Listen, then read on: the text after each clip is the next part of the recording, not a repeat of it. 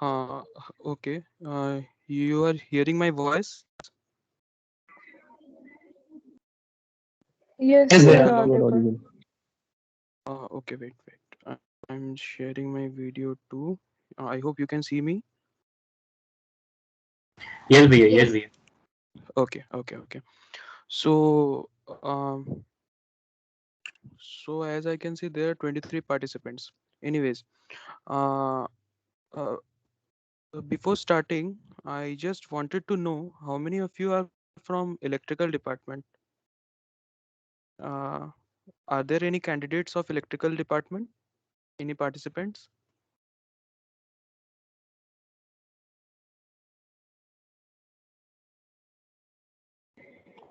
No, bhaiya, I guess. Okay. No problem. Sure. Uh, so, so listen. I want this session to be interactive. It's not your classes so that you'll sleep. It's just an interaction. So feel free to ask any questions at any time. All right. I've actually logged in a mobile because there will be a bandwidth issue in my area. I'm presently in my home because of COVID. So I've prepared few slides. I'm sharing the slides. Uh, just confirm me when it is visible to you.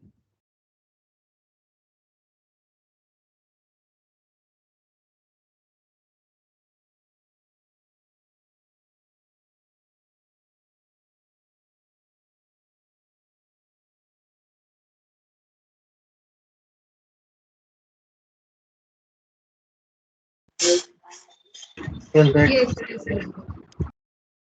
Okay. So uh, wait.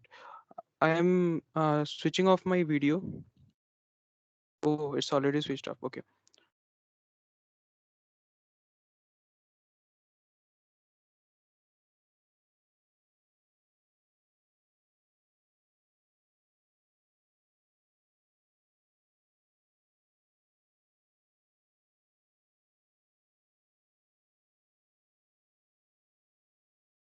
Okay. So you can see my first slide. Yes, it's visible. Okay. So good evening, everyone. This is me. I am Devrat Dev. I'm currently a probationer in Indian Railway Service of Electrical Engineers. So that's the full form of IRSEE. So actually, there is no official term called Indian Engineering Services. IES is the short form of Indian Economic Service. So what actually happens is that there are many services, and each one of them has their own names. So I'll tell you the details of it. So I'll give a brief introduction about myself. Uh, I am I have passed out in 2018 from electrical engineering. Uh, After that, I actually got placement in L&T, but then I decided to try for GATE. I appeared for GATE in my final year, but I did not get a very good rank. It was 900 something, not enough, not a good rank to land myself in a decent IIT or IISc.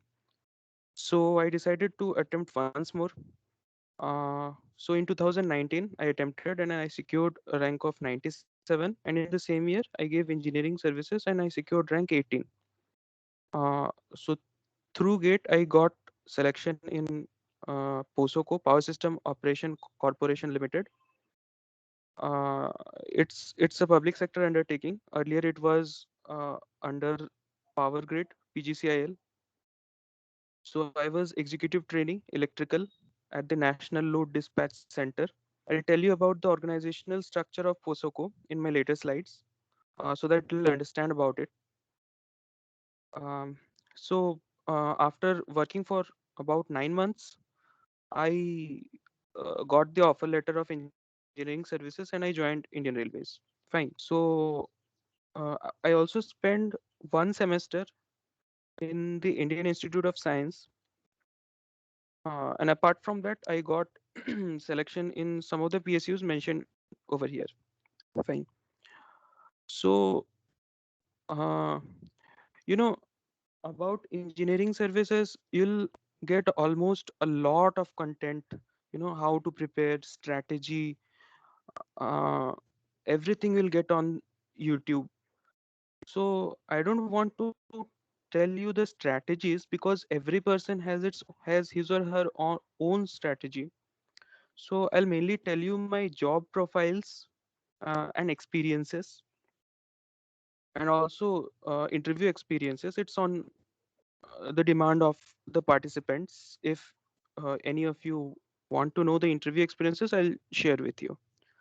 So to start with, okay, I'll also tell you about my journey, uh, but that will be in the last part.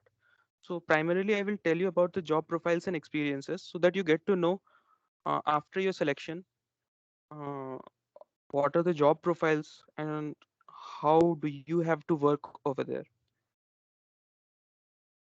So I have had experiences of these four organizations.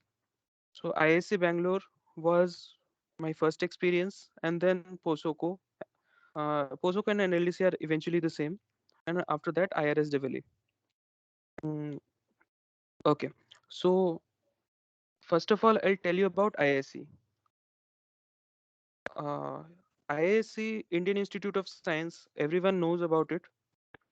So it's a very, very cream institute and highly research intensive institute. In fact, so. Uh, when I went there, in fact, I also got interview letter from ISC in my final year while I attempted GATE 2018. So I went there. So I applied for two departments. There are many departments in ISC, of which there is a CDS department, computational data science. It is the so-called best department because of its data science courses. Apart from that, there are DESE department, Department of Electronic System Engineering, and of course, electrical department is also there. Apart from that, mechanical, civil, all kinds of departments are there. So I applied for DESE and EE. I hope you guys are able to hear me. Can you please confirm once? Yes, we are. Okay, okay, okay. So I'll tell you about my interview experiences of DESE and EE department. So when I appeared in the year 2018,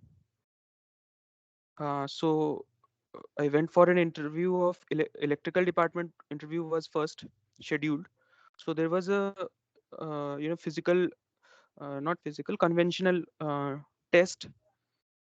So even after getting a good rank in GATE, it doesn't mean you'll get admission to IISc because you had to write a conventional paper, just like your semester exams.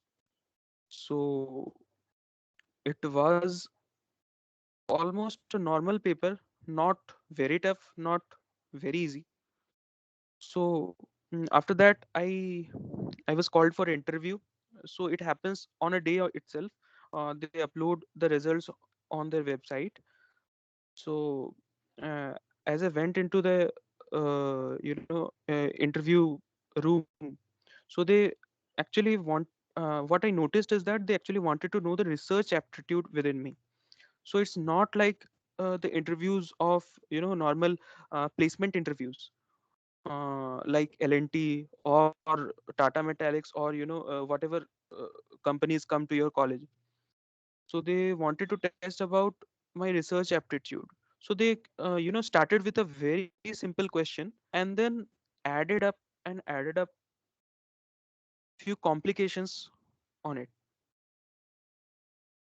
So it went fine, and after that, I went for the DESE interview, and this department, Department of Electronic System Engineering, it is a highly research intensive department, and lots of researches are going on.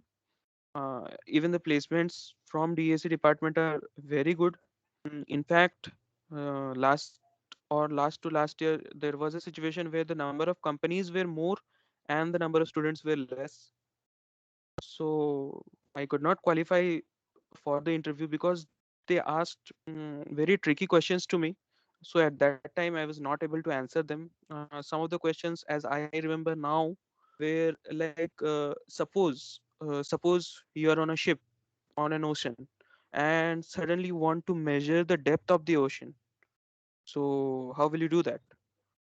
So I started to say that I'll try to transmit some frequencies like sound or something, and it will get reflected back, and I'll calculate the time and multiply it with speed. So he said that that's not the correct one. Try something else. So these kind of questions, they are little tricky. Another question which I remember was that he asked me that suppose you're sitting on a table and there is a mobile, and I suddenly want to charge my mobile on the table itself. What will you do?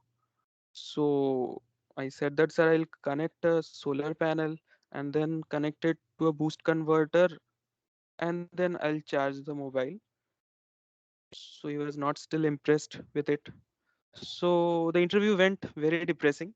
So I actually felt that I don't know anything. Uh, so I got rejected in the DAC department.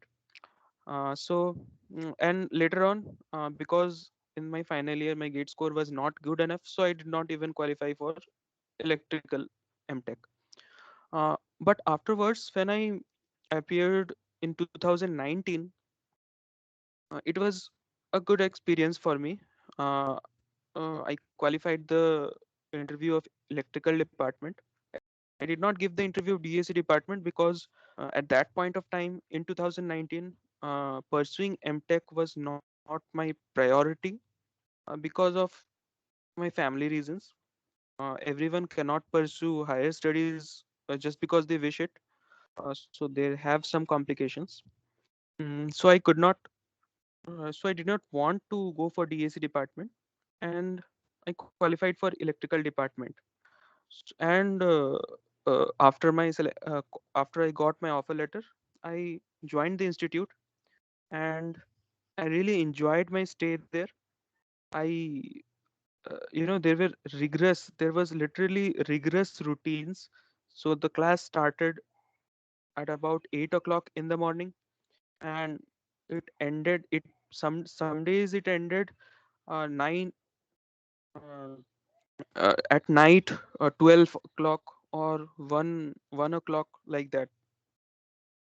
Especially those days where when we had labs. So there is a lab called power electronics lab. So we actually uh, made a converter, a buck converter, boost converter. We actually made it on a PCB board. So there was a lot of frustration while we were making it, but after we were successfully able to make it, it gave immense satisfaction. Literally, it was like I created something. So this sense of satisfaction, uh, this this was a very important experience for me. And in IISc, the coursework is so hectic that people almost always feel themselves alone if you don't mix with friends. If you don't make friends, then it will be a great problem to you, because there were instances of suicides, and we also had psychology, psychiatrist counseling, so that uh, depression does not go into the minds of the students. So although the coursework were rigorous, but since I made friends, and I actually understood how important is your companionship, how important is it for your well-being, for your happiness, and how it will help you to survive even in the situations where everything is so gloomy. Apart from that, ISC has a very pleasant environment. Everywhere you'll see trees and trees, everywhere greenery. If you wake up in the morning, you'll see lots of sceneries. Uh, so this was my experience in ISC. So it is a very important institute, and for that matter, I also made a good connection with my professors. So I like the way they taught us. They actually wanted us to learn what actually in BTech in NIT what happened was that there were different batches for lab and different batches for theory. So something else was going on theory and something else was going on the lab. So i- it it was difficult to synchronize with both of them. So that was not the case in ISC. Whatever was taught, suppose in a week there are two theory classes of power electronics, then whatever is taught within those two classes, only topics related to that uh, uh, will be solved in laboratories. And in fact, the classrooms were more lab oriented and not theory oriented. So there's a very good professor, Professor G. N. Narayan. He actually asked, he asked that what all is going on in your lab, and according to that, he taught us, not uh, the other way around. Fine. So these are some of the pictures. This is the main building of ISC over the left side. So this is the CDS department, computational data science. Here a supercomputer is kept for research purposes. And of course, there is a lot of uh, greenery. So this was my experience in IISc, and uh, this is a picture of the converter which I made, and I was really happy when I made this converter. People who are from electrical might be knowing what is a buck boost or buck boost and what is the circuitry. So what actually happens is that what circuit we study theoretically and what is a practical circuit which we build, there is a lot of difference, because you have to design a controller for it, and you have to do a closed loop control, because if at all you do open loop, it will destroy your equipments.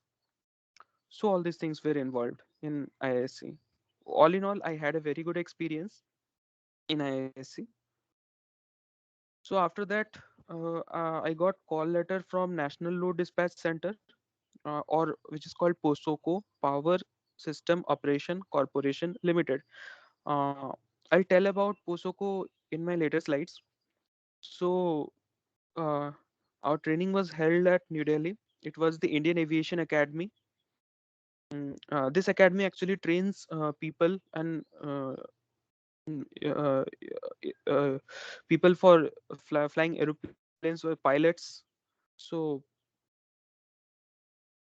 so what actually happened was, Posuco rented their facility for 4 months. So they imparted training to us.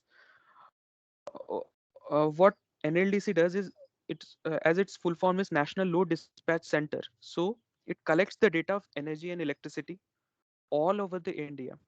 So India is divided into five electric zones: northern region, southern region, western region, eastern region, and northeastern region. So inter-regional transfers and inter-country transfers was all managed by NLDC. So if at all any one of you in future work at Posoco, your work will be like that, like this picture located in the upper right corner. There will be huge screens and lots of networks and graphs present over there. Each of them will show you real-time data.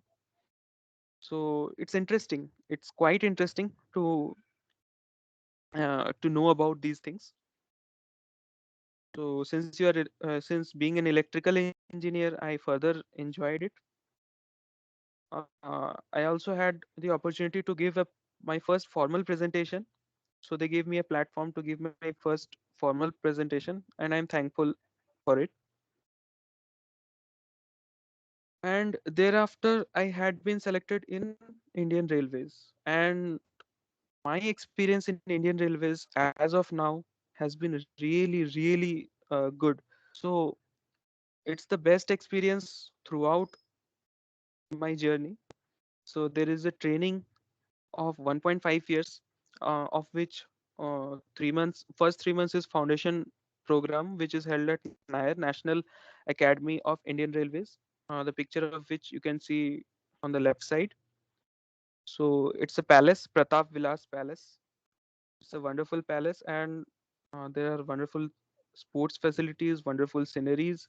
So actually, all the departments, electrical, electronics, what is the civil and mechanical, four departments, all four departments that are recruited through engineering services, all of them who have been allocated Indian Railways go through a common foundation training which is held at Nair, National Academy of Indian Railways, and that's situated in Vadodara.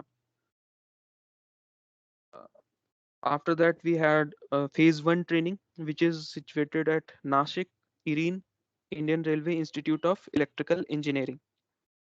The picture of which you can see at the right corner, lower right corner. So this is a batch. So what happens in engineering service is that you are recognized by your batch. So I gave exam in 2019. So this is a picture of 2019 batch. So someone who gave an exam in 2018, he will be of 2018 batch. So so I'll tell more about Indian Railways in my later slides, about its organization structure and about the details of the job profiles which you'll get to work once you are selected. So starting with the job profiles, first I'll tell you about POSOCO, Power System Operation Corporation Limited. So it's a enterprise, it's a government of India enterprise. Uh, it was what is the meaning of enterprise is that it is registered in Companies Act. So it's a public sector undertaking. So as I said earlier, if you can see the map, uh, the orange one is the northern region, the blue one is the southern region, green is eastern, and the purple is western. Uh, Yellow is northeastern, NER. So this is how electricity is covered, and all electricity throughout these states, Bihar, Jharkhand, West Bengal, and Orissa. These four states is managed basically by Eastern Regional Load Dispatch Center, ERLDC. Similarly, Southern Regional Load Dispatch Center, Western Regional Load Dispatch Center, and Northern Regional Load Dispatch Center, and of course Northeastern Regional Load Dispatch Center. So Delhi has two centers. One is the National Load Dispatch Center, and the other is Northern Regional Load Dispatch Center. Uh, ERLDC is capital, ERLDC headquarters in Kolkata. Similarly, Southern region has its headquarters in Bangalore, and Western region in Mumbai, Northeastern region in Shillong. Although there are talks to shift it to Guwahati. So this is the organizational structure of POSOCO. I told you about the training, that the training is basically in every PSU you will have a probation period of 1 year, out of which 4 months, usually 4 months, is a classroom training, and remaining months is field training. So we had our classroom training at in the Indian Aviation Academy. So that's about the training. Now coming to job role. So initially you will be given a post of assistant manager. So you'll be basically you'll be learning. That's your learning phase. So uh, load scheduling, load forecasting, Everything is done by this organization. I'll tell you some of the events. Recently, there was suppose there is a solar eclipse anywhere in the India. So if there is a solar eclipse, it will definitely have an impact on the solar panels. The electricity from the solar panels will get reduced.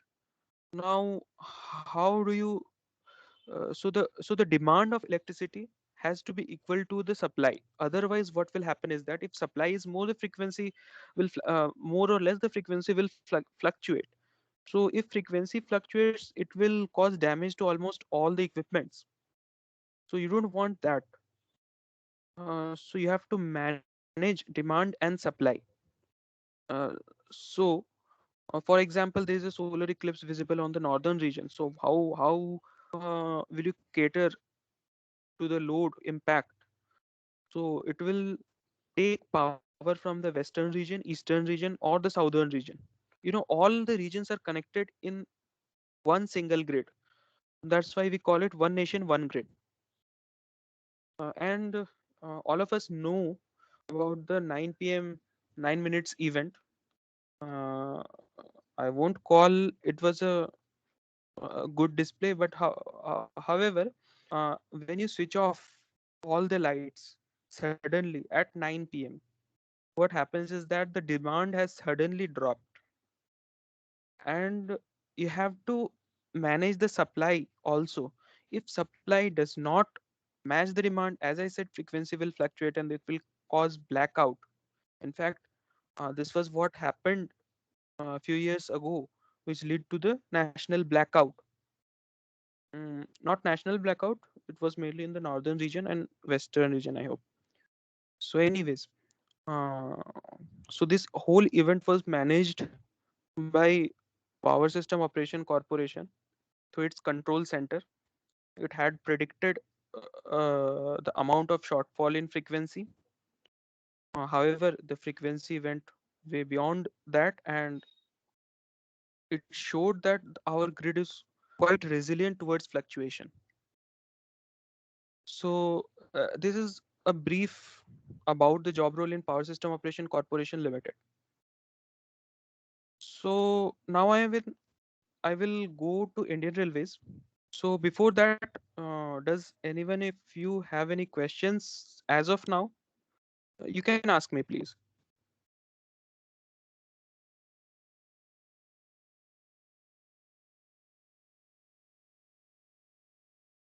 Can you hear me? Hello.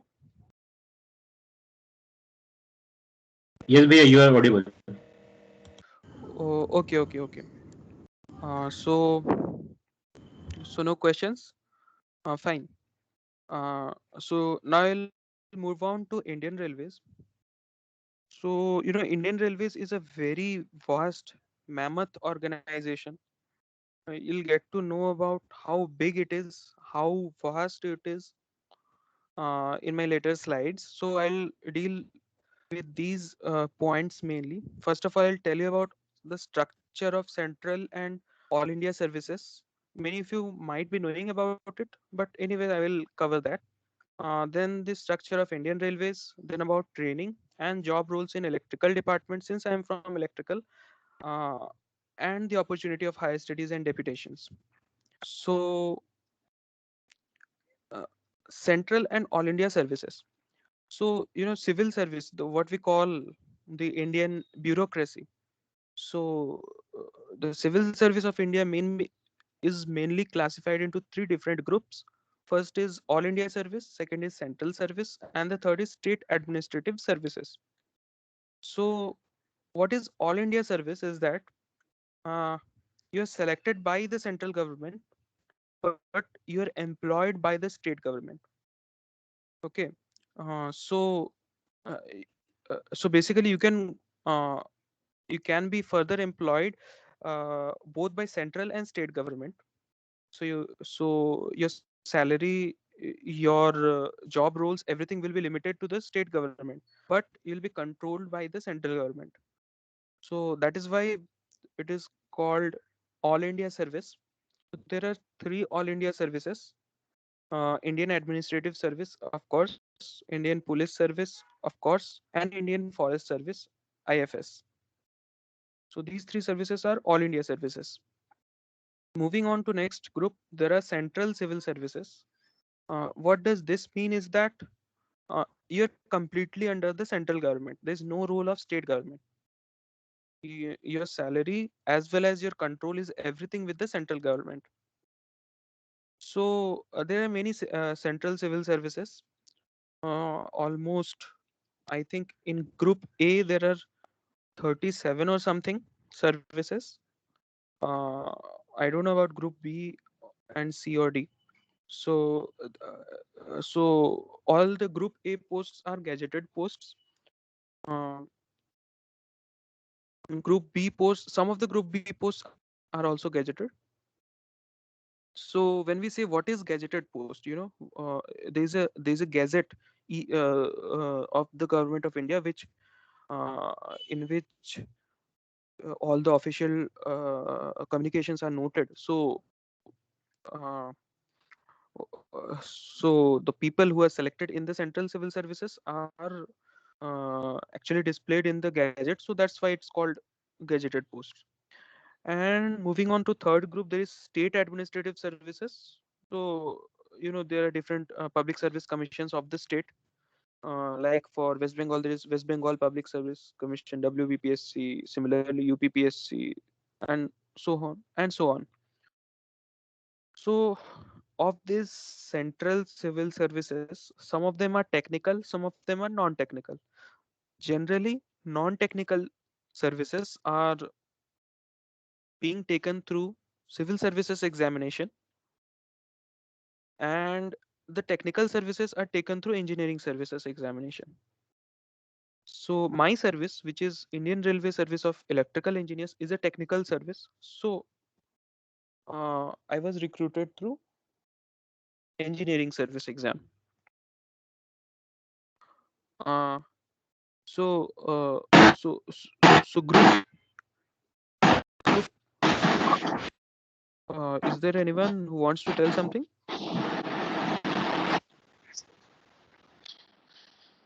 Hello.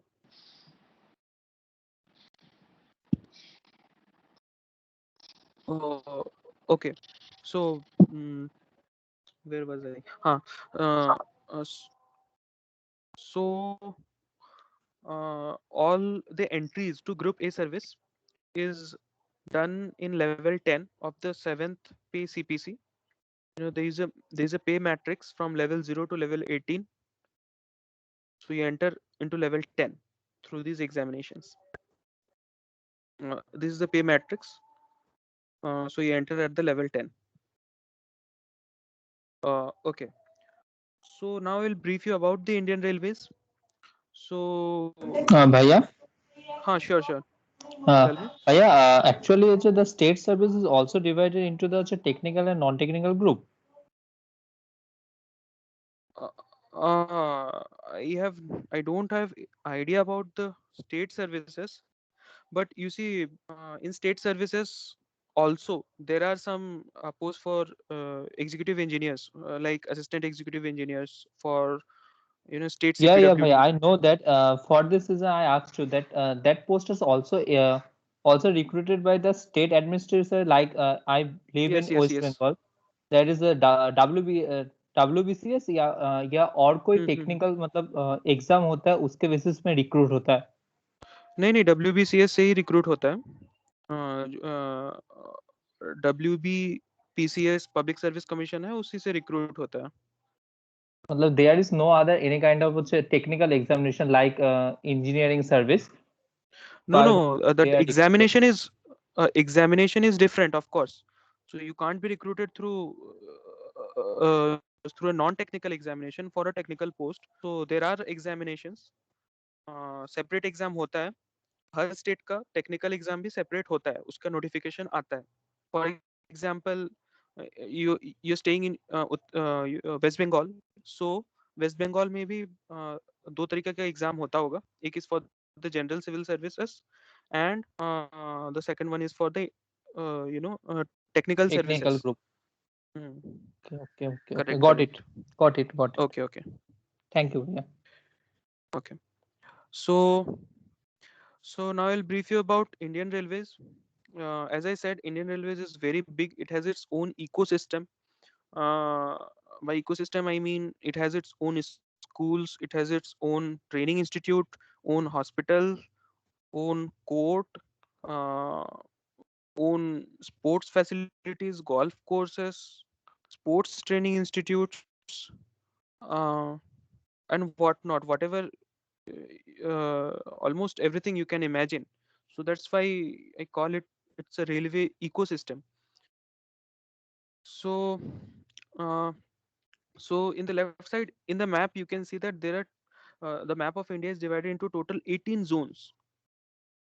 Okay, so Indian Railways has 18 zones: northern, southern, south central, southwestern, central, western, west central. Similarly, so West Bengal, if you see the map, West Bengal has two zones within it: eastern region and southeastern region, and some parts of ECR, East Central also, East Central Railway.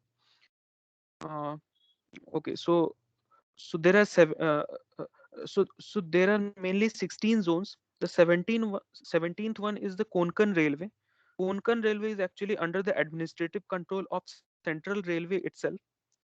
So Konkan Railway, if you remember some of your geography classes, there's a coastal area on the Western Ghats. That area is called Konkan. So by that it derives its name, Konkan Railways. It's a beautiful railway. And apart from that, the 18th zone is Kolkata Metro. It was added when Mamata Banerjee was railway minister. So she added the 18th zone to the Indian Railways. So, but it is actually under the administrative control of Eastern Railway. So, so in total, there are 18 railway zones. So these 18 railway zones are controlled by 8 organized Group A services. So, as I said, there are technical and non-technical services. In technical, it falls Indian Railway Traffic Service, Indian Railway Service of Engineers. Uh, in railways, the term engineer is used for civil engineering. So in so it so so since railway was started since the British time, so at that time engineers were mainly civil engineers. So starting from that, the name has been continued. So IRSC, we say Indian Railway Service of Engineers. Uh, then there is Indian Railway Service of Electrical Engineers, which is my post, Indian IRSEE. And then Indian Railway Service of Mechanical Engineering, IRSME. So out of these technical services, four. Uh, okay, I'll tell that later. So after that, there are non-technical services also. Indian Railway Account Service, Indian Railway Personnel Service, Indian Railway Store Service, and Indian Railway Police Service. So Indian Railway has its police itself. That Indian Railway has in fact two kinds of police. One is RPF, Railway Police Force, Railway Protection Force, and the second is GRP. GRP is something that is jointly recruited by the state government and the central government. So central government means Indian Ministry of Railways, and state government is different states. So West Bengal has its own GRP. Mm, Similarly, Uttar Pradesh or Gujarat will have its own GRP. Uh, so of these eight, if you can count, there are 8 services over here: four technical and four non-technical. So of these 8 services, 5 services were being recruited by the engineering services. That is Indian Railway Service of Engineers, Indian Railway Service of Electrical Engineers, Indian Railway Service of Mechanical Engineers, and Indian Railway Store Service. These 5 services were being recruited by the engineering services. Rest all were being recruited by the civil services. So Indian Railway Traffic Service is a quite prestigious service. It was recruited through civil service examination, and it usually used to be in the fourth or fifth choice of any normal candidate. So, so when you give civil service, uh, usually the first preference is IAS, then IPS, then IRS. or IFS. Uh, then after that, it comes in IRTS, Indian Railway Traffic Service. So Indian Railway Traffic Service is basically responsible for the business plan of Indian Railways. It has two department, operating department and commercial department. In operating department, they actually control the timetable and the movement of the trains, and commercial department actually frames the business policies. So Indian Railway Service of Engineers is, as I said, civil engineers, and they have track maintenance uh, and similar civil engineering works. Mechanical engineers have freight maintenance, wagon maintenance, and mechanical engineering stuffs. An electrical engineer uh, looks upon the TRD, traction distribution, traction operation, general service, coaching. So this kind of, so these terms you might not be familiar with these terms, so I'll explain them. So uh, if you can see this picture, this picture gives you the organizational structure of Indian Railways. So on the top is of course Minister of Railways, who is Piyush Goyal now, by the way. Under him comes the chairman and CEO of the railway board. He is ex officio secretary to the government of India, and the chairman is assisted by the railway board. The railway board consists of members. There are member traction, member infrastructure, member business development, member finance, and director general of RPF, director general of other uh, other things like Railway Health Service and all. So Indian Railways has, as I said, 18 zones. Apart from that, there are production units. Production units are those units. It's kind of factory where you produce something. So there's a factory at Chittaranjan. It's called Chittaranjan Locomotive Works. It produces electric locomotives. Then there is Banaras Locomotive Works. It also produces electric locomotives. Earlier, it used to produce diesel locomotive, but now there is a target of 100% electrification, so it produces electrical locomotives. Then there is ICF Integral Coach Factory, Chennai. It, as the name suggests, it produces coaches. Then Rail Coach Factory, Kapurthala, similarly coaches. Rail Wheel Factory, so manufacturing of wheels. Modern Coach Factory, Raebareli. So these are the production units. There are several other units also, like CORE, CORE, Central Organization for Railway Electrification. So in railways, there is a PSU for almost every work, right? So suppose you have to build some track, you need land. So you have to uh, go through a lot of legal processes. So for that, it has its PSU, RLDA, Rail Land Development Authority. Then there is, about CRIS, Center for Railway Information System. Then there are few PSUs for railway electrification, that are RVNL, Rail Vikas Nigam Limited, RITES, CORE. So there are some research wings also of Indian Railways, like Concur is the research wing, and RDSO, Research Development Standard Organization. These two are mainly research wings of Indian Railways. So in total, railway has 16 PSUs. So you can imagine how mammoth, how big this organization is. So these are the list of training institutes. Nair, I said about it, it's in Vadodara. Then there is IRENE for electrical engineers, IRMI for mechanical engineers, IRISET for signal and telecom engineers, IRISEN for civil engineers, IRIFEM, Indian Railway Institute of Finance Management for IRAS, Indian Railway Account Services, then traffic management, and similarly, these are the some of the training institutes. So the training in Indian Railways is a beautiful journey of 1.5 years. It's a long journey, and once you're selected, you'll definitely enjoy this journey. I enjoyed it a lot. So we had our foundation program at Nair, where a whole batch of 247 officers were present. We had fun together. There were regular visits by eminent personalities. Uh, there are excellent sports facilities. So we had to go to our PT classes, of course, PT morning. So the training is almost similar to what training the civil servants get in Labasna, Lal Bahadur Shastri Academy of National Administration. So quite similar to that. So after that we have our phase one. Phase one is technical training at IRIN. Then there is field training, and then there is appreciation course. In appreciation course, what happened is that although suppose I am an electrical engineer, although I am an electrical engineer, I have to know about the civil engineering in order to coordinate with them. So we have 1 week of training in each of the training institutes I mentioned earlier. Apart from that, there are management training. Last to last year it was in IIM, but now I don't know, because of COVID, it has not yet been decided where will it be.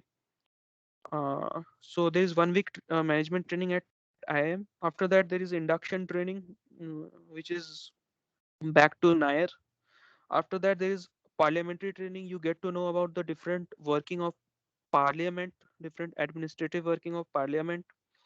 And there is presidential address. This presidential address, what used to happen was that all group A services officers were called to the residence of the president, Rashtrapati Bhavan, and the president used to address them. So that's now common for all group A services, but now because of COVID, mm, it has been postponed. Apart from that, uh, we have foreign training of 1 week to know what is going on in the railways abroad. So no, okay, last to last year, some of the batches, batch was divided into two groups. Group one was sent to Germany. The group two was sent to Japan. So they got to know about the working of the railways there. Apart from all this, we have our village attachment, where we get to know about the local administration. We used to report to the district magistrate of the particular district in which village is located, and we had to interact with the villagers. uh, so it's a good experience of village attachment. Mm, so so it's a kind of revisiting the college life. So it's just like college. You study, you have no tension, you have no workload. You study, you give exams, and you enjoy. So similarly is the case in training, and since it's of 1.5 years, it's quite interesting. So there are regular interaction with and visiting faculties from IITs, IIMs. Uh, so there are excellent sports facilities I told earlier, and there are cultural activities also, and for some physical activities like trekking. So there's official trekking arranged by Nair. 1 year it was arranged in Assam. Sometimes it is arranged in Western Ghats. So it varies. Uh, One peculiar thing is that after the training of 1.5 years, you are being awarded MTech degree. So that is done by the signal department only. So it's exclusively for signal department. Uh, they'll get an MTech degree of in railway engineering. Apart from that, we have regular technical visits. Like we had a visit in the factory of Siemens, which used to produce equipments for Indian Railways. So leaving apart everything, there is one thing which still haunts you. It's the exams. You have to give exams almost every week, so you have to read actually. So these are the picture, some of the pictures.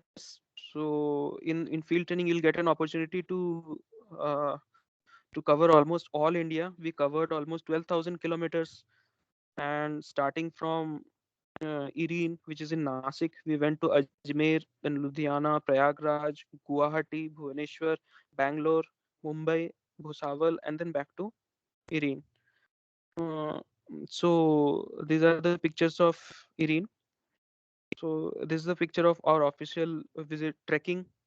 And also there is a beside Siemens factory, there is a vineyard called the famous Sula vineyard. If you have, if you know about it.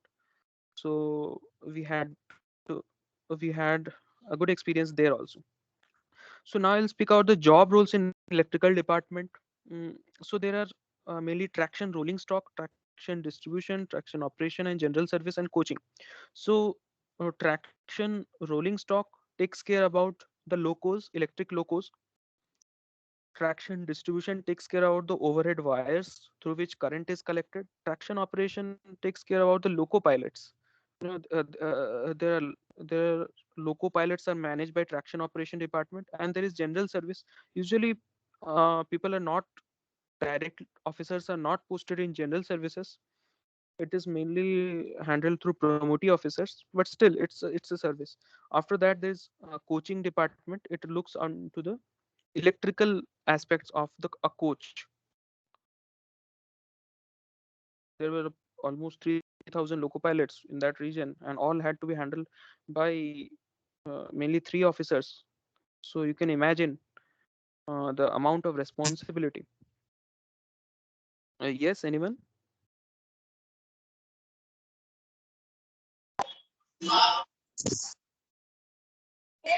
Bhaiya, how much time do you need to spend in office, means working hours as an IUS? Working hours. Okay, okay. So working hours is not fixed. It depends actually. There is no attendance taken. Uh, you don't have to give any attendance. You if there is work, you can go to office. If there is no work, you can't. If you don't want, you may not go to office. So officially, you have to work 24 hours. Uh, but it all depends on the situation. So suppose a breakdown happens, so you have to attend the breakdown, since it's your responsibility. All right. I got it. Okay, And okay. So would you like to share your strategy to achieve such a large goal? could not get you, repeat please. Would you like to share your strategy? Strategy. Okay, What? okay. I'll tell that. I'll tell that Mhm. at the last. Okay. Okay. So these are the job roles in electrical department. So since your initial posting, from the starting of your career, you are given enough independence at the starting. So you can actually control a lot. So I'll speak. So there is a civil department. So if you are selected in civil department, you'll almost have 100 to 200 staffs under you. So it's like you are a manager of a small company, you know. So that is the amount of independence you get from the starting. And your entry is in middle level management, not at a lower level management. So you start from middle level management. Okay. So I'll talk about the higher studies and deputations. So what are the scope of higher studies? So MEXT scholarship has been signed between government of India and government of Japan. What happens is that some of the officers go to Japan to complete their MTech degree in railway engineering. So they have to apply for it. So they go on behalf of the government of India. After that, there is similar MOU signed with government of South Korea. And apart from that, there are MTech degrees, especially for railways, in some of the IITs, like in IIT Kharagpur. Mm, there's a course especially for railways. Apart from this, you can take study leave once you have completed 5 years of your service, and then you can go for your higher studies on any of the departments. One very big advantage of Indian Railways is deputation. So you might not be knowing about deputations. What actually happens is that suppose there is a project, suppose there is a metro in West Bengal, not West Bengal, in Jharkhand. Suppose there is a plan to build a metro. So so how will they build the metro? So the state government people does not have experience for it. So they create some posts, which is called the deputation posts. So they create these posts, and they uh, and the people from Indian Railways, officers from Indian Railways, go on deputation to state government. So deputation posts are actually good. It gives you a wide variety. So there are different railway PSUs through which, in which you can go to deputation. Apart from that, there are state government metro projects. So more the number of metro projects, more is the deputation opportunities. Uh, there are other central government projects like, for example, BIS, Bureau of Indian Standards. The chairman of BIS is an IRSW officer. So he went on deputation. Apart from that, there is a Commissioner for Railway Safety, CRS. So Commissioner for Railway Safety is a post which is under Ministry of Civil Aviation, but it it works for the the safety of Indian Railways. Apart from that, there is Central Staffing Scheme, CTSS, through which you can be deputed at Joint Secretary level in the central government. And there are deputations to international railway projects. So there are some of the railway projects which are conducted by IRCON or RITES. So if you are on deputation to IRCON or RITES, you'll have the opportunity to go for international railway projects. So these are some of the future policies of Indian Railways. I'll not go much into the details since it's already been 1 hour approx. Okay, so recently, 5 megahertz spectrum has been awarded to Indian Railways. So it's a big project about of 50,000 crores. So it involves huge infrastructure. Apart from that, Industry 4.0 is in progress. Everyone knows about that. Then there is introduction of IRMS. So all the 8 services are being merged to Indian Railway Management Service, and a common exam is being prepared through which recruitment can be done. So these are some of the projects. So now I'll talk about my journey. So everyone has a fair share of memory in their college. I also had the same. I enjoyed my college life. So these are some of the pictures, group photos you can see. This is Professor N.K. Roy on the uh, upper picture on the right side. Sorry, left side. Professor N.K. Roy in High Voltage Department of Electrical Engineering. Then there is Professor T.K.S. and Professor S.N. Mehto. I think he's still there in electrical department. Uh, so mm, my journey started from the final year. I gave gate and I failed. So I appeared for gate once again. So this 1 year of training was very very hectic. There used to be classes 12 hours from 8 a.m. to 8 p.m. So it was very rigorous. But however, it feels good when you get the result of it. So there are so I've listed here some of my failures which are important because you learn from these failures. So while I was in third year, there was a scheme of an internship. So I was in waitlisted. I tried to be in the uh, I tried to be in the list, but somehow I could not managed. So after that, there was no good internship which I got. I did an internship in Chitranjan Locomotive Works itself. So from there only, in fact, from there only, I got to know about Indian Railways and I was interested about it. Uh, so in 2018, my performance in Gate was very bad. So I was depressed. So I had to take a decision with whether to leave a job, which is a fairly good job, LNT, or to appear for Gate again. So so also I gave a lots of interviews in BARC, NPCIL, Tata Metallics. I also gave PMRF. So I was rejected in all this. So these failures actually made me learn something. So you learn from your failures. So that's the end of my presentation. So the last word which I'll say is it's okay to be a normal person and not to participate in a rat race. So it's okay if you don't know something. It's okay if you're not the best. So that's all about my presentation. Now I'll open the forum for questions. So someone asked about the strategy of engineering services. So regarding strategy, what I did was I I actually prepared for GATE mainly, and I gave 2 months for general studies. So in engineering services, there are in fact, three stages. First stage is of prelims, second is mains, and third is interview. So in stage one, there's a paper called general studies where you have to learn 10 different topics. So they are very vast. So I prepared five of them. And the rest five I just touched upon. So I mainly focused on the technical part, since that would help me both in GATE and engineering services. So that's how I prepared for prelims.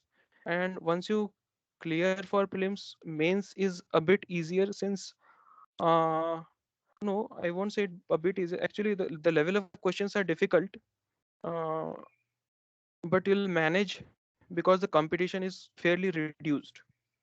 Uh, so after mains, there is interview, and there is no specified strategy for interview, because it all depends on your DAF, detailed application form.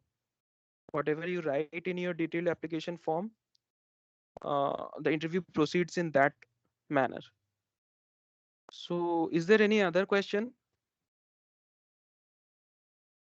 भैया As you, हाँ, Hello, repeat please. Akash. hello, हाँ आकाश hello. बोलो. As you said that you have given both the examination like GATE and IS. So do you find any means contrasting thing in GATE or IS, or the pattern, or the questions are alike in both these examinations? No, the pattern of questions are different in GATE and engineering services. In GATE, actually, you get 3 minutes time for every question. So that is so the question is more research oriented. So so you so it's not like, see, so this is how I'll tell you. Uh, Engineering services prelims question are very easy, because you have to give a lot of answers in a limited time. When you compare it with GATE, uh, the GATE questions are more of numerical nature, more of research oriented, so more in-depth question are there in GATE. So GATE questions are difficult than engineering service prelims questions. But engineering service mains questions are again quite difficult, very difficult. And in my time, mains paper one was easy, paper two was literally very difficult. So so definitely there is difference between GATE questions and engineering service questions, although they both are from technical side, but still there is difference. So does that answer, Akash? Hmm. Dada, Okay, so Vic. yes. Dada, it's sure that strategy differs from man to man, but still, can you please share a draft strategy which we can follow for Gate? I mean, a For basic strategy which we can modify according to person. okay, so you're asking for GATE. Yes, Gate. Okay. So yes भैया I am also having the same doubt means how we can focus right from the second year or third year. okay, fine. I'll tell you. So so when you have completed your first year, you don't know anything about the department basically. You don't know anything about electrical engineering after first year. So you have to start from second year only. So as you go through your classes, suppose in second year network theory is being taught to you in your classes, so you can start to attempt previous year gate questions by then itself. So you will start to learn from second year itself. So what I'm telling is that prepare yourself not only for your semester exams, but along with semester exams, prepare for gate exams also. So this will help you.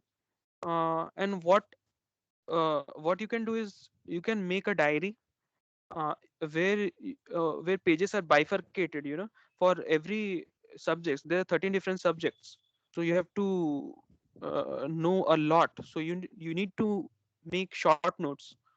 So make short notes for every different subjects, uh, some important formulas or important concepts which you usually forget.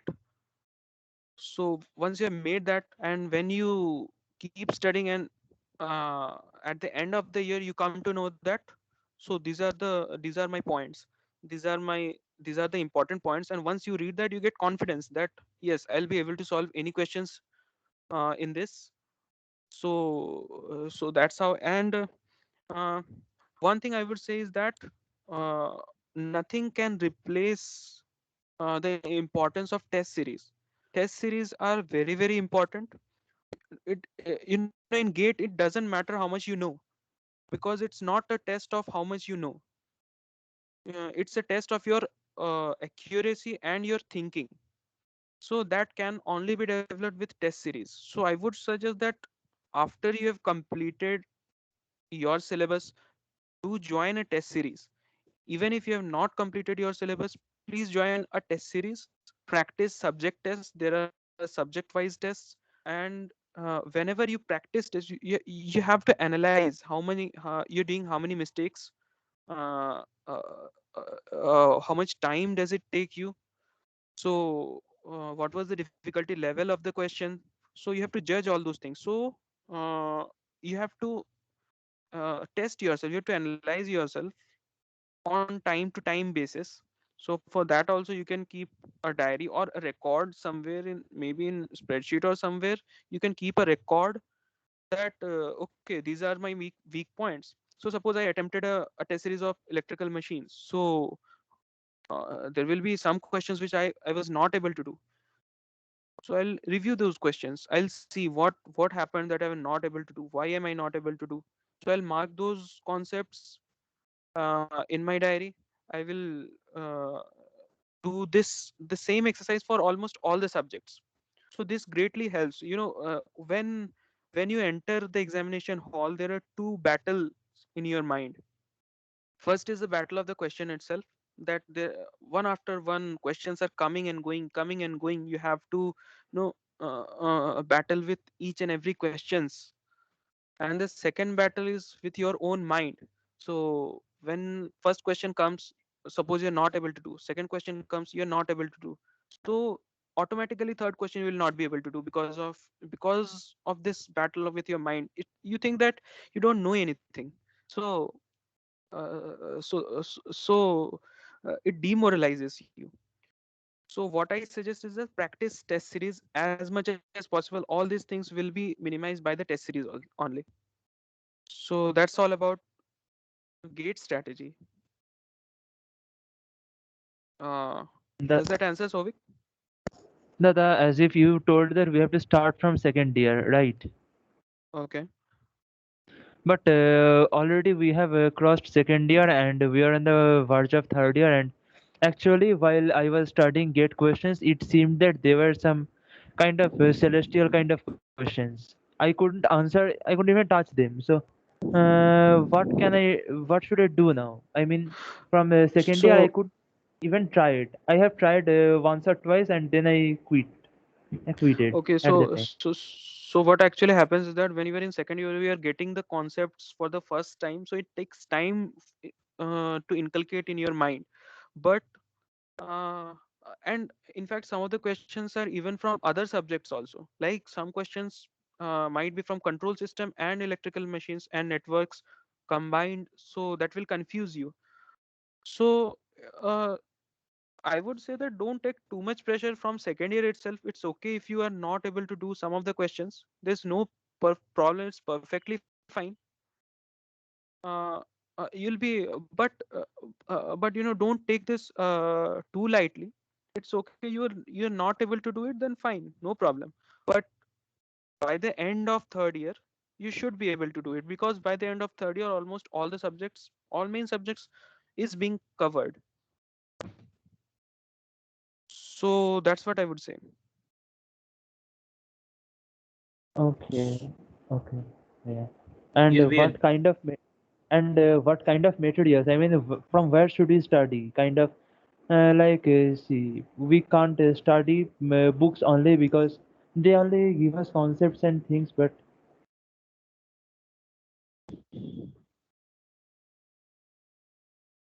Uh, okay. So you are asking about study materials. not only study materials but also YouTube videos, coachings like this. Okay, okay, okay. Uh, so what I would say is that since you're in second year, you've just passed second year. Uh, take it a little lightly. No need to take too much pressure on it.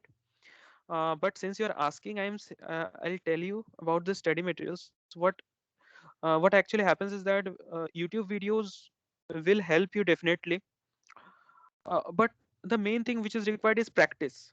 And once you get to know the theory about it, you have to practice questions. So for practicing questions, you need a credible source.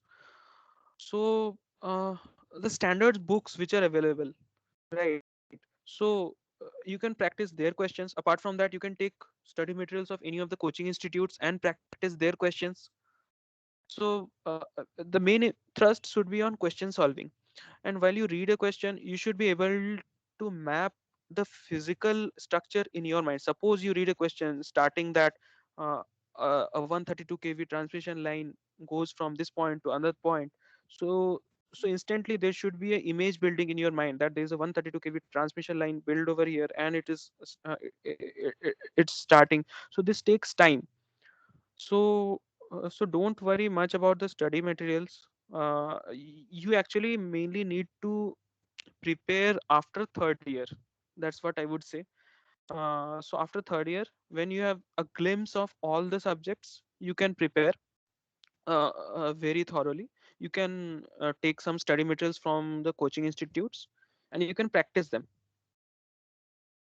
So some of the topics will not be covered in your colleges, and it is there in the syllabus of GATE. So for those subjects, you have to read those concepts. So for that, YouTube videos does help. So it's quite normal things, not too much. I'm not telling something very different. It's just simple. So don't take too much pressure on yourself. Okay, thanks, Dada. Okay, okay. Anyone we else, have please? yes, we have another question from Lisa Saha. It is, sir, what is the importance of the CGPA marks and the GATE entrance examinations? My salutations to sir. Okay, okay, okay. Uh, so who has this question? Can you please repeat name? Lisa Saha. Lisa Shaha. Lisa Saha. Okay. So Lisa Saha, regarding your question, I would say that it depends on your aim. Suppose you are giving gate for getting an admission in MTech. So for that matter, your CGPA does matter to some extent. But for other aims, like for PSUs, you don't need a very high CGPA. You just have to qualify the minimum eligibility criteria, and that's all. You don't need, there's not much importance of CGPA. What is important is that knowing of concepts, because when you study things, you get to know things. Automatically your CGPA will increase if you put some effort to know things. So what I would say is that don't worry about CGPA in case your aim is GATE. It doesn't matter. Even I would say, even in MTech processes, even there itself, it doesn't matter much, because uh, they know about the semester exams. Uh, Especially in ISC, I gave an interview in ISC, so they were not much impressed by they did not select me because my CGPA was high. They selected me because I could answer their questions. I could satisfy them. I could justify them. So that's it. Does that answer?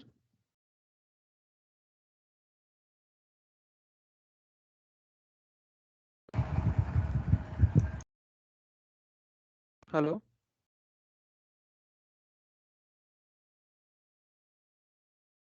Yes, Hello, Vinay. Bhaiya. Yes, Vinay. Another question from Ananya Nath. She's asking, are there any other ways to enter Indian Railways than IES?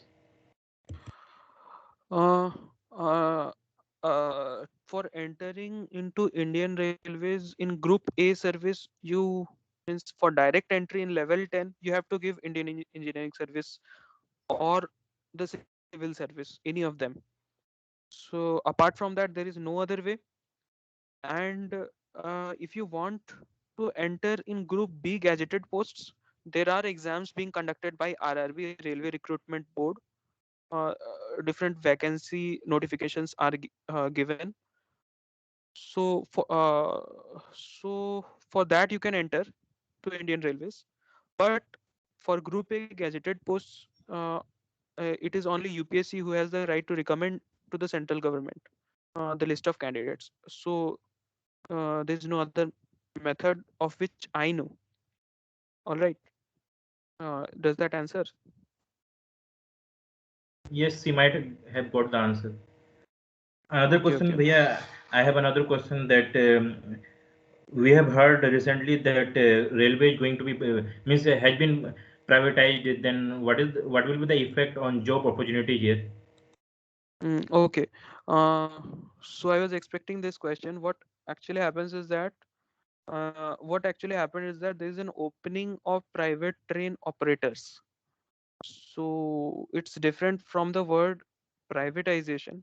What what word privatization means is that when you sell off some of the shares of government. So Indian Railways does not, in fact, have any shares, uh, so that government can sell it off. So what has happened is that there is opening of private train operators. So you see, there are airports, right? There are airports, there are flights. So all these flights are run by the private operators. Indigo, Go Air, SpiceJet. All of these are by private operators. There is a PSU Air India, of course. But Ministry of Civil Aviation. Ministry of Civil Aviation will always exist, correct? So that's how the things are. uh, so there is something called high density network, HDN. So in these high density routes there are a large number of trains passing through these routes. So what the railway board thought was that, in fact, it was the recommendation given by the Niti Aayog, uh, which was further given by Vivek Devroy committee also, uh, that if there is an opening for investment by private operators, so that will boost the facilities, that will boost the amount of money. So that's how it works. And moreover, what is being done is that suppose there are 13,000 trains, 13 or 30, sorry, suppose there are 30,000 trains run by Indian Railways. Okay, so 30,000 plus 30,000 plus 5 trains will be run. So none of the trains of Indian Railways will get stopped. Additional private operating trains will be introduced in order to boost the economy, and it will help Indian Railway to fulfill its targets. This is the case what has happened. And in fact, even the train will be is of private operator, still the driver and the guard will be of Indian Railways only. So that's how it will work.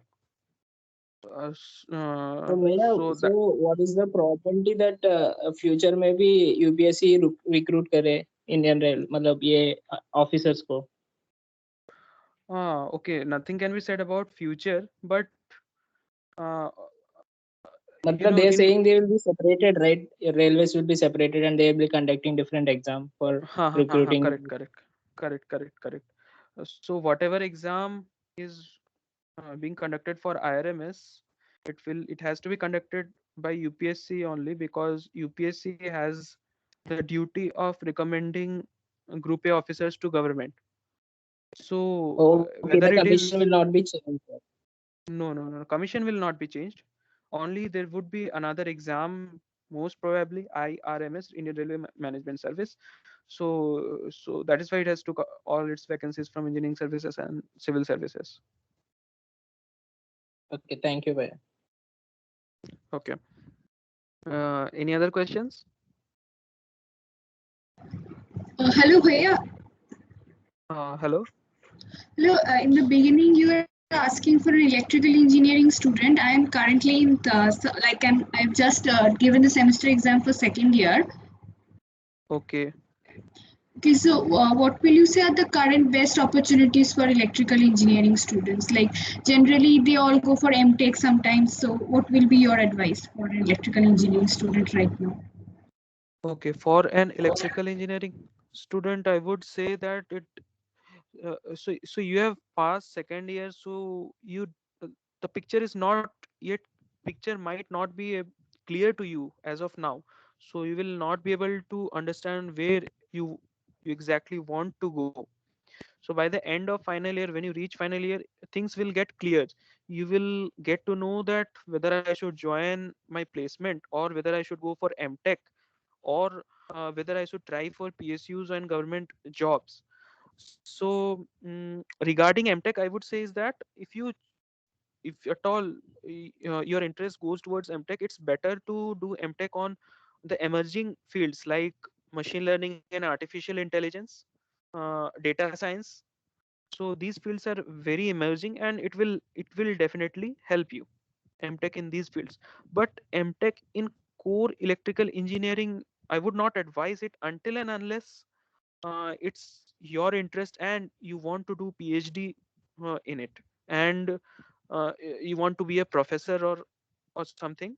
So in that case, it's definitely helpful. But apart from that, I would suggest that in case you want to go for MTech, please go for computer science fields.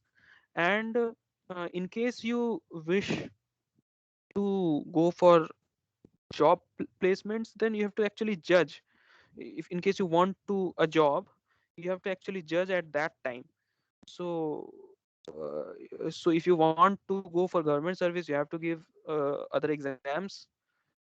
And if you want to go for college placement, you can obviously go for college placements.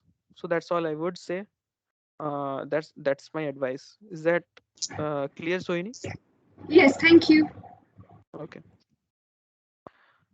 Anyone else, please? Hello, hello. Hi, Sushovan. So, for a present third year student, basically we now have the concept of open electives. So those electives are non-departmental subjects. Now the issue with open electives is that sometimes you have to take a subject which, for example, advanced control systems, but you haven't done control systems. I'm speaking on behalf of mechanical engineers. So they have to take advanced control systems, but they haven't undergone a course in control systems. So now they have to study both, a bit of both, right? So the issue is now it becomes a balancing act for someone who is preparing for GATE. So he has to revise his second year core subjects, and the subjects being taught in third and fourth year are completely different due to open electives and the departmental electives. And now also he has to manage his CGPA for placement purposes and for higher studies. So how can a student balance all three? Correct. uh, Actually it is difficult, and it happened with me also. uh, so open electives, like you said about advanced control system, uh, actually the thing is that open electives are not meant to be studied in detail. It's just for your interest. Like I had an open elective in economics, so I was interested in economics. So that is why, to get some knowledge, I chose an open elective of economics. Similarly, it's just upon your interest, and you need not worry about your open elective.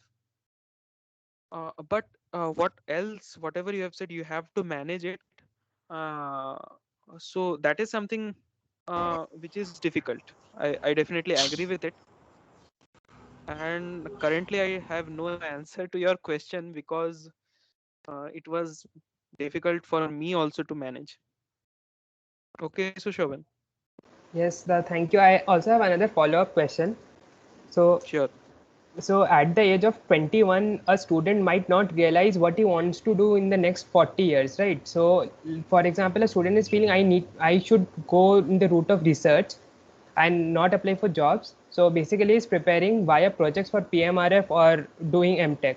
But after joining an institute, he realizes that this is not for me. So after that, what are his options? Does he have to continue that research path, or like for example, via GATE, the college's offer letter comes before any other PSUs, right? So there is an option that okay, I may leave and join another institution, but for other like directly joining into PhD into IITs, that option is not there. So how should a student tackle that situation? See, everything has to be chosen. Uh, so at the age of 21 or 22, you will definitely not be able to understand what you need for the next 20, 30 years. Definitely, sure. So what you can do is you can go for something which catches your interests initially, and suppose you feel that it's not for you, you can change it. But that's the case with MTech programs. But if you are enrolled in PMRF, suppose you are enrolled in PMRF, so you have to give a bond, right? That you have you have to complete the course or something. Some bond amount is there, I hope. So paying that bond gets difficult in case you get to know that this is not something which you wanted. So there's no option for you as of now. So there's nothing that can be done as far as I know. So what I will suggest you is that you have entered a PhD program, so everything has its own frustration. So if you feel that PhD program is not meant for you, fine, okay, it might not be meant for you, but you should try to complete it. Once you have completed, you can surely apply for different things. All right. So yes, your Sushovan, your questions are actually difficult to answer because I really don't know what to say. uh, it's difficult situation actually. Actually, I am actually asking this question on behalf of one of my friend. So he's a senior to me. So he got PMRF. He's from metallurgy department, but when he joined IIT, he realized that Okay. everything that he is doing is computational based, and it has nothing got to do with material science. So Okay. now Okay. the issue is for any lateral entry to IIT, you have to stay there until the completion of the course. And he believes that he wouldn't be able to complete the course in 5 years. It would take him 8 years at minimum. So Okay. he wouldn't be getting stipend for the remaining 3 years. So he is now kind of frustrated, as you mentioned in your first days in IISc Bangalore. The coursework is difficult, plus a lot of frustration is there is a new place. You are again. I hope the question is clear. Yeah, correct. Question is clear. I know. There are definitely lots of frustration, but that's how the system is presently. There's nothing I think that can be done. But one thing I'll tell you is that this mindset, this thinking that suppose I'm an electrical engineer, you are a mechanical engineer, so whatever I do throughout my life will be from mechanical engineering or electrical engineering. This thought is very narrow minded actually. So we actually get influenced by a lot of films around us, so we tend to follow Bollywood movies. So what actually happens is that we feel that okay, I have studied electrical engineering, so I should do higher studies in electrical engineering itself. So this thought is actually not good. So I'll tell you an incident. What actually happened is that on an interview in the UPSC interview, what happened is that they asked me that you are an electrical engineer, so why don't you go for research? You have a good CGPA. Why are you entering into a job? You should go for research. You are research oriented. You should go for research. So what was my reply? I replied that, sir, it's a graduation degree, and it's not that if it's a electrical engineering, then I should not appreciate or I should not learn different things. I might not be having a base work for different things, but that's how it is. I'll learn about it. I'll have if I don't have a base work, I will have base work. If I don't know something, I will learn. So for example, in IISc, what happened is that in power system they gave me a project. They gave all of us a project of storing a Jacobian matrix. So a Jacobian matrix is a huge matrix. In an actual scenario, it is around 3000 into 3000 cross 3000 matrix. So you have to store that and you have to do operations on it. So he told us to do a program on it. And being an electrical engineer, I was not so conversant with Python. So while my stay in IISc, I learned Python. So I learned Python and I completed the project. So that would be my take. That it's not that if you are from metallurgical department, so you cannot learn computer science or computational sciences. Sushovan, does that? I'm sure. I know that I've not clearly answered you because I myself don't know what to do in that situation. So that's my answer. It was helpful. And then my last question would be for someone who is working currently, for a working professional, money who got campus placement, for preparing for examinations. There are 3 exams generally students prepare for. How to manage time, or is it possible to manage time in that situation? So people who are from campus placement, it actually depends upon the company. It there are a lot of factors. It depends upon your company. It depends upon your immediate boss. So even in the same company, for example, in L&T itself, some of my friends get time, and some of my friends does not get any time. So it is difficult sometimes to manage time. So it is actually difficult if your boss is not in good terms with you. So everything depends on your boss. So that's how it works. Yeah, what will Okay. be the accountability and risk in this IAS job? Could you repeat, please? What will be the Accountability and risk factor. accountability? You are actually held accountable for a lot of things in IES. Because when in Indian Railways, there is a concept that if you are an officer, you are considered an owner of Indian Railways. So for example, you have 100-kilometer track in your jurisdiction. So there should be nothing wrong in your track. If anything is wrong, you will definitely be held accountable. There is a famous saying: with power comes responsibilities. So the the larger number of staff under you, the more is your responsibility. All right. Okay. Okay. And what will be the free time like? Is there any scope for preparing ICS being an IAS officer? So while you are in training, you get a lot of time. After training, when you are posted, it again depends upon your immediate boss. If your boss is good, some of the bosses are good, so you'll get time. It also depends on your posting. Some postings are very hectic, some postings are very light. So Okay. so it depends. Oh, okay. Okay. So what So will be the what my training period? And, uh, so what my suggestion would be, if you want to prepare for civil services, you should prepare uh, once you have clear. Suppose you clear your exam, then there is a time lag uh, from your clearing, and by the after time the you get your first exam. joining letter, you can prepare within that time period, and in also in the training also. So you So mean what were you after asking? giving first exam? So you mean that after giving first attempt, it is advisable to do so? Like, Yes. It is surely advisable to do so. And in fact, there is a scheme called extraordinary leave. All right. So you Okay. can take a leave of 1 year, and you can give one attempt to civil services if that's your wish. If oh, you qualify, well and good. If you don't qualify, you can return to your parent organization. oh, okay. Thank you, man. Thank you so much. Thank you, Akhil. Any other questions, please? Hello, Hello.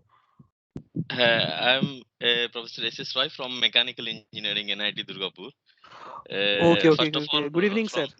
good evening. On behalf of Center for Alumni Affairs and International Relations, and on behalf of Student Alumni Interaction Cell, first I like to thanks you for sparing your valuable time. And I like to share some of the things. I like to know first that you have mentioned there is a opportunity for the Industry 4.0 in Yes, Indian Railway. So yes, I sir. request you, if you have time, you can give some presentation or the your invited talk on that, because from our scare we have launched that seminar also, Industry 4.0. So it will be, I think, helpful Okay. for Sure, the sir. our current student, because Industry 4.0 covers the most of the discipline. It's the number Sure, sir. one. Sure. And number two, I like to mention that Lisa asked the question: the CGPA is important or not? But as far as my knowledge is concerned, there are some eligibility criteria. So for any such joining through IAS or MTech, so the CGPA should cross that threshold at least. If it is say Yes, sir. That's what 7.5 I. or this, Yes, sir. Sir, that's what I told. There is an eligibility criteria which you need to fulfill for engineering that needs services. to be It's fulfilled. That should be higher yes, than sir. that. Uh, Yes, sir. Definitely. And Sushobhan asked the question for on behalf of his seniors, that after joining PMRF, they found it is not possible within the 5 years. It will take 8 years. Tell your seniors or friend, don't assume many things at very beginning. So because research, certain extent, there are some uncertainties is there, or maybe say after doing say one year of research, they can found such a good solution or something like that. It may complete within 3 years also. So Yes, that sir. is Correctly, why rightly said, sir. should not assume that the if this problem you cannot solve by 5 years, it will take 8 years. Nobody knows. So when the turning point will come in the research area. So that is why don't yeah, there will be a frustration in any sector, not only in research. Any sector there will be a frustration. That somehow you have to manage that one. Yes, sir. Correctly Yes, And said, sir. yes, sir. Definitely, sir.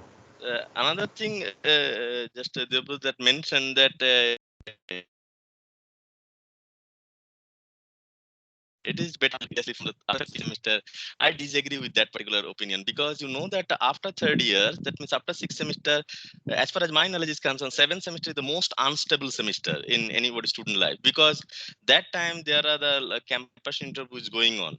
Even if you are not interested in campus interviews, your mind will be that your friends is getting job and all these things. So these are the most unstable semester. And after seventh semester only, that in the beginning of eighth semester there is a gate exam. IS exam is after that, obviously. But better to take preparation even in the fourth semester itself. Or at the end of the fourth semester. That means like your end of the fourth semester there will be summer vacation. So that is the good time Huh, to take I actually missed that, sir. preparation. Sir, actually, I missed that. I also want to tell to all the participants is that the time which you get in your summer vacation, you should utilize that time in That summer, preparation. and even after, because once the third and fourth semester is over, the fundamental subject of any discipline is more or less over. Fundamental subject like your fluid mechanics or the basic electrical engineering. So or say in case of mechanical engineering, most of the mechanics will be covered within the fourth semester. And if you can continue that one, the whatever subject 3 and 3 to 4 fundamental subject, if you can prepare for the gate, because the preparation for the exam in semester exam is very different from the preparation for the gate and IES. So Yes, sir. it better to start from the end of fourth semester, that means just after end of fourth semester exam during summer vacation. Yes, So that sir, I actually meant that you should start, but do not take very much pressure because of it, because some topics are to be covered in later semesters. So that's what I actually that's meant, sir. fundamental one, because there is also GK is there, maths is there in get in respect of gate. I am talking about that there is a 15 marks maths, 15 marks in general knowledge, something like that. So that 30 marks they can easily prepare, and along with the basic topics in any engineering. Yes, sir. Yes, So sir. so that they can easily prepare, because after sixth semester if you can start, there will be more pressure situation because of the 50-50 campus interview chances. Yes, sir. Sir, actually, I was also going through the same pressure while I was in seventh semester. So I sat for an interview of Tata Metallics. I could not get it, so I was so depressed that my mental condition was so unstable that I sat for the immediate next company, that was L&T, and I was selected. And And later that's I, why I'm telling you, the seventh semester is the most unstable semester. yes, sir. So the if you will not get the job the very first time or second time, you'll be there will be a frustration. So that basically hamper your preparation, and if you'll get the job, then the in the NIT Durgapur campus culture. So if you Yes, get sir. the Yes, job, sir. bas mil gaya kuch dusra. So Yes, sir. because you know that NIT Durgapur gate and IS culture is extremely poor. So in order to build the culture, I think second year itself, even after first year, they should focus on that. We have to little bit of it's not with the pressure, but if you can start, then their pressure will be less. Rather, if you can start early, pressure will be less. Correct, sir. Pressure will be relatively less. And Shuthoban asking for the open elective and all these things at a year, coronavirus, COVID, you just pray that it will continue, COVID. Then there will be no pressure on open elective or nothing. So it's the online exam, no? Online exam, you know that beauty of online exam. Shuthoban also experienced in the many open elective subjects. Shuthoban, Yes, sir. is there any pressure open elective Sir, in as online of exam? sir, in online exam, not there. I was asking this for the juniors who would be at some point after the college would open, and then they have to prepare at the same time for three different things, different departmental subjects, their job interviews, and also for the examination of their test. So Okay, open elective is not a pressure thing, and the Devabrata rightly mentioned that open elective should be in the relatively type of subject, should not be advanced, something like that. Open elective for all, so there should not be any prerequisite. But somebody they have offered that type of elective as a open elective, it should not be. Open elective should not have any prerequisite subject knowledge. Okay, thank you, Devabrata. And the organizer, please go ahead with the remaining formalities. Thank you very much, sir.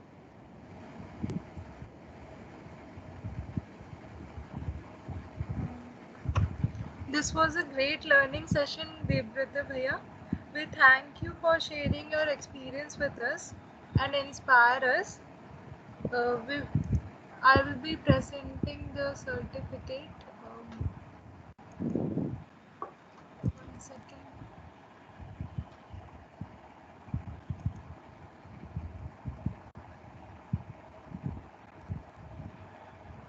Is the certificate? Is my screen visible? Not yet. Not yet. Um,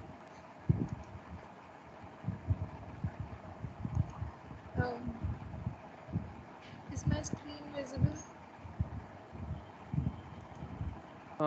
No, not. Oh, now it's visible.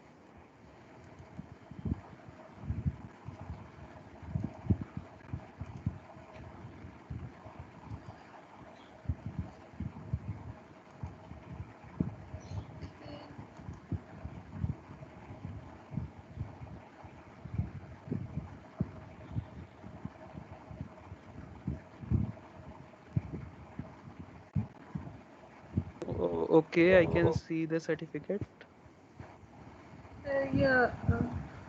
Thank you so much for being here with us today. We wish you all the best for your future endeavors and we hope for more learning opportunities from you, as I said. Okay. It was a very happy interaction, and I felt good to interact with you people. Thank you very much. Thank you. Thank you. Okay, thank you. And this might be the Thank you. the first time I have seen that the 2 hours long interaction with the student and alumni. Yes. So it is Yes, sir. Sir, I actually really thought that I would be short, but it got extended somehow. no. It's no. Your point of view, 1 hour after 1 hour, there are the 45 minutes, the 50 minutes interaction is a good indication that the students are getting interested of this type of event. So Okay, sir. I request you that if possible you can give lecture on the industry 4.0 in coming future. Okay, sure, sir. I'll try that, sir. Okay. Thank you very Okay. much, Thank you. everyone. Thank you very much, sir. Thank you, Bhaiya.